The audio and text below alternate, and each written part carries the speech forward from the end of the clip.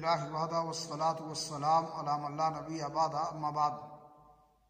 اسلامی بھائیوں، حیا ایک ایسی خصلت ہے جو انسان کو بہت ساری جرائم سے روکتی ہے اور انسانی اخلاق میں اس کا بلند مقام ہے، کیونکہ حیا اور ایمان کے درمیان بڑا گہرا ربط اور تعلق ہے۔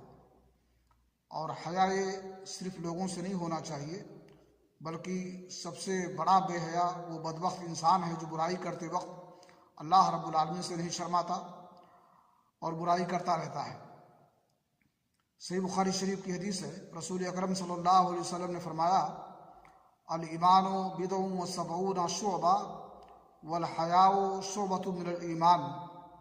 ایمان کی 60 سے زائد شاخیں ہیں اور حیا بھی ایمان کا ایک شعبہ ہے اور ایک شاخ ہے۔